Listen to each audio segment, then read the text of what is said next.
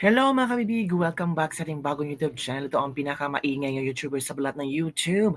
Ako si Kabibig, maglebag-lebag na daw with evidence. Ako po, panalo si VP Sara mga kabibig kung totoo man ito. Na itong impeachment case ni VP Sara na na-transmit, na-transmit na sa Senado ay illegal at void. Naku, iiyak na naman si Franz Castro at Makabayan Black. Hindi successful ang kanilang plano. Impeachment case either can be illegal or void. Naku po, yan po ang post ni Jason sa, ito kabibigay, i-share ko sa inyo ha. Marami ang nagtaka kung bakit ito pinost ni Jason sa. Ano ba ang kanyang, ang tawag ito,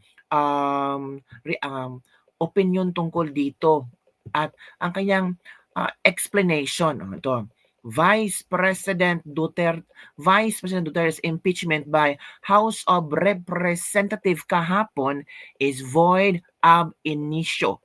It violates the Constitution, and goes against Supreme Court ruling. Ano ba ang Supreme Court ruling? What was approved today is the 14th impeachment complaint which was filed only yesterday. Ito yung ang post ni Jason ay kahapon to ha. Bawal po iyon ayon sa saligang batas.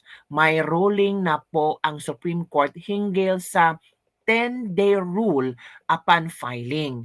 Read the 1987 provision on impeachment and Supreme Court ruling on impeachment. Nako po, mali-mali pala yun. Hindi nga alam ng tao kung ano ang grounds for impeachment. Tapos may fourth impeachment na. Kaya nga kabibig, parang nabuhayan ng loob ang ating mga netizen. Na parang, wow, I think it's true.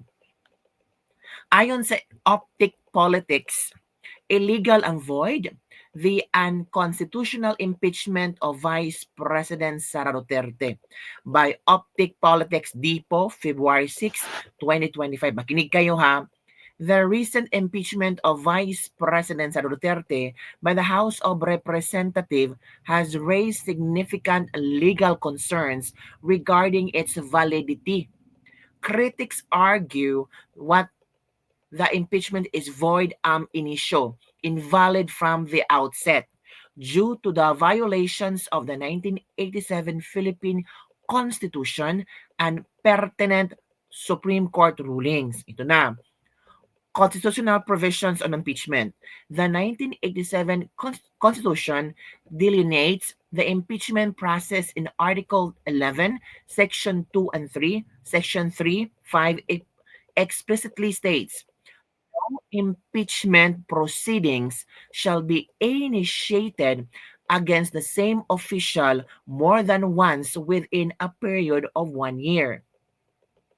This clause is designated or designed to prevent multiple impeachment attempts against a single official within a year, ensuring stability and protecting officials from continuous political harassment. Supreme Court interpretation, the 10-day rule.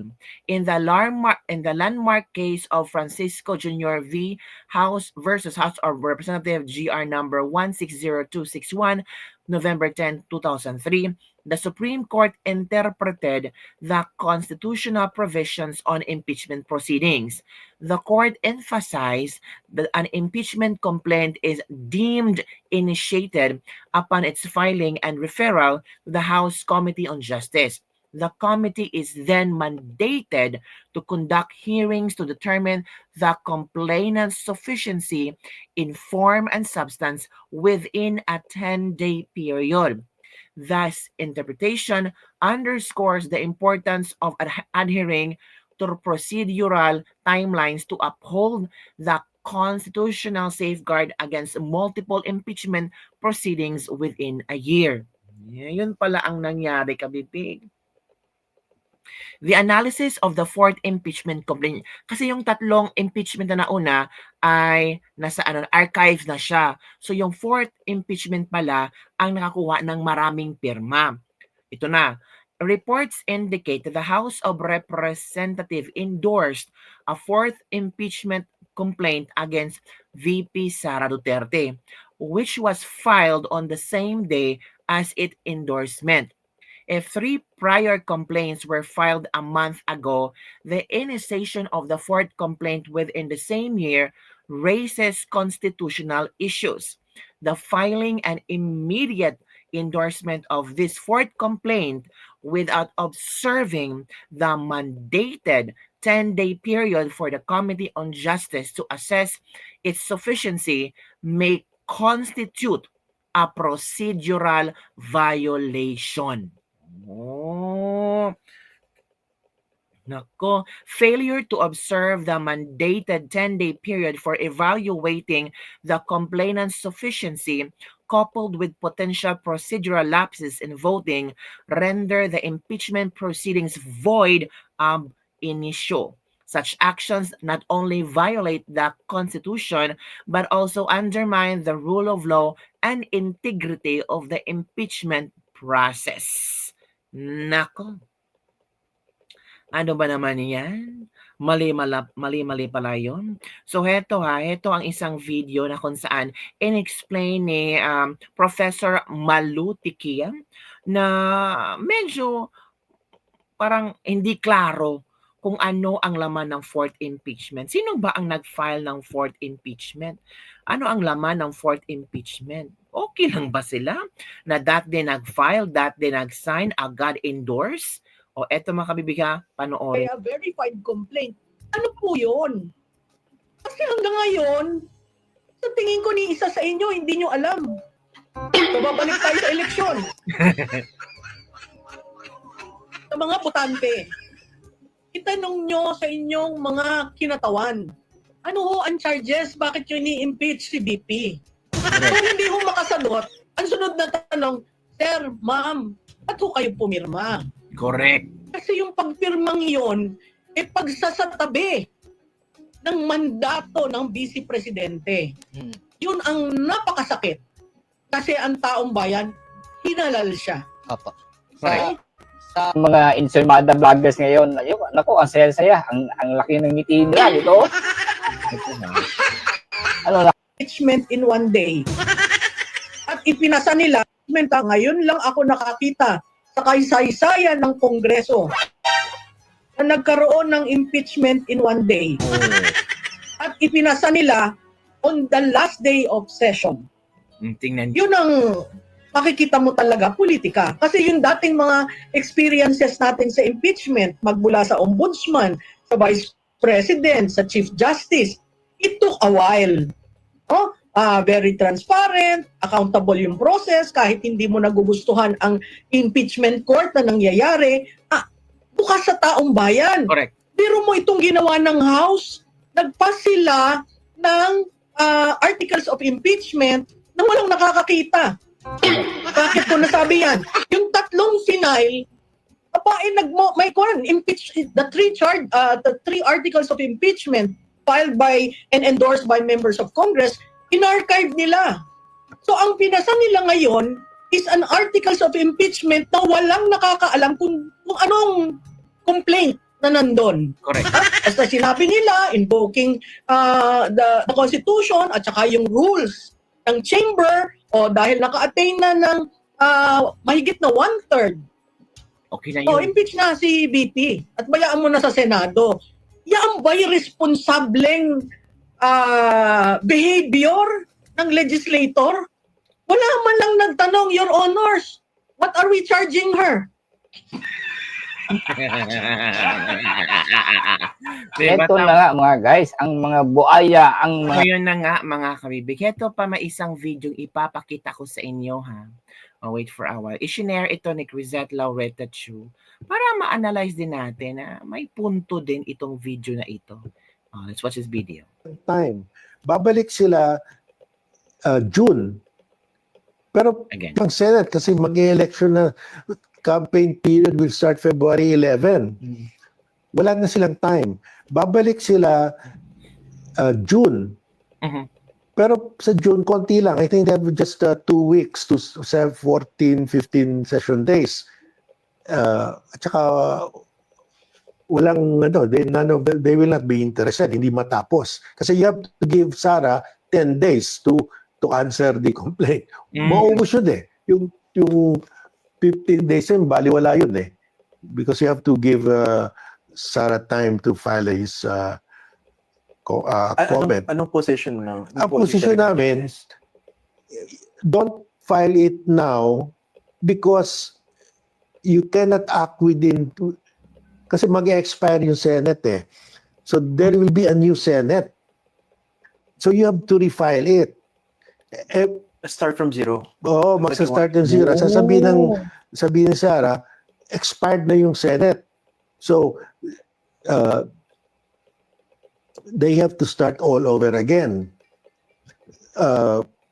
It raises so many questions. So Yun mga kabibig. Walang visa. Walang impeachment si Sara, walang visa talaga. So, useless lang. Sabi nila, pang patakip butas na talaga na technical ang impeachment. Sabi ni Crizet na technical ang impeachment back to zero ulit sa June. Sayang lang yung pera. Senator Chis Escudero already confirmed that they cannot accommodate during recess yung impeachment proceedings. Hindi daw legal according to Senator Chis kasi they submitted late. Dahil di nila na-accommodate at sa June 2 na, and then they have to meet on this pa, and then they have to give Sara 10 days to answer. Ang iba na rin ang members ng Congress at Senate, by that time, wala na ring visa ang na-file na complaint kahapon. In other words, the Senate is expired. Alaka, back to zero ang Congress in June. They have gathered new signatures again from the new members of Congress because mali yung timing. Tsak sayang lang yung effort kahapon. Listen to the explanation of Justice Carpio as to why back to zero. Ang problema, iba na rin ang mga tao sa Congress at that time. Iba na ang House Speaker at wala nang mga pogi sa Quadcom. Back to zero na nga. Baka sa June kaya nila ang 800 signatures, kahit 300 na lang ang congressman. So back to zero pala. Diba? Yun pala ang mangyayari. So lalong iiyak si Franz Castro kasi back to zero. Diba? Ito naman ang mga komento ng ating mga netizen, mga kabibig. Grabe yung komento ng ating mga netizen. Hindi natin mabasa-basa. Dahil sa sobrang daming komento nila, para ang mga tao na natatawa na lang. Diba? God is good all the time. Evil can't overthrow the good one. O yan. Ito pa, nasaan ba ito? Ito pa mga sinasabi ng ating mga netizen. O, di ba? Nagsaya lang ng oras ang mga pasneyang ito. So ito ayon sa bulungan ng kanto. Ito mga ganitong pahayag ni waiter at iba pa ay para kumalma ang mga tao sa nangyari. Dahil ang kasunod na mga hubuyaw wayas ay after ng 10 days na taning ng korte sa Vicam. Pumubor man o hindi ang korte sa kanila, they only want diversion. Kahit gimbal-gimbal talaga ang Vicam at pang nabulgar na, hindi lang pala dahil health ang nganga. Ay, oo nga, no? Grabe yung bankrupt na para ang PhilHealth. The timing is well calculated. Romualdez knows exactly na habang naka-recess ang Congress at Senate, walang impeachment trial. Sara has no forum to defend herself. Tuloy ang trial by publicity. Blessing in disguise na rin yung kahapon na booking yung congressman na dapat sentensyahan this coming election. Tsugiin na ang karera sa politika, back to nada por nada ang pangunguleksyon ng mga designer bags. Mas gusto ko na may impeachment trial para makita ng mga tao na hindi totoo ang pag-aakusa sa kanya na makampo ni Satanas sa congressman na yan na pumirma. Bring it on. Oy. Kasi ang bilis pala ng konehong pirma ng 215 congressmen sa impeachment complaint versus VP Sara. Tapos back to zero rin pala para silang sumakay sa kabayong napakatuling tumakbo na sa isang kisap mata ay naging maliit na daga pala. Iyak si Tambaloslos pero may photographic memories pa rin tayo sa mga masasama at sakim na pumirma laban kay VP Sara. Ito pa. They just expose themselves. Nako, nabitag pala sila ni Tambaloslos. Good job, Crocs, kasi you exposed the Congress representative na di dapat iboto kasi nagpirma na sila sa impeachment. Tapos back to zero naman pala, ang gaba di jud magsaba. Maganda pala epekto na impeachment complaint nila. Mas malaman ng publiko ang bayaran bago mag-eleksyon. Kung back to zero and they need to gather new set of signatories, baka matakot na yung ibang pumirma upon seeing sa ganap ngayon. Yung iba nga nag-off ng comment section sa takot ng bash. Yun ang mga sinasabi.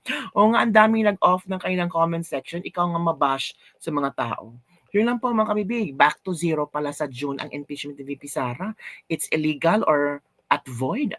Ako, blessing in disguise ba ito? At malaman natin kung sino ang mga congressista ng Crocs. Kayo talaga. Don't forget to like, subscribe, and share this video. Bye everyone. See you next time.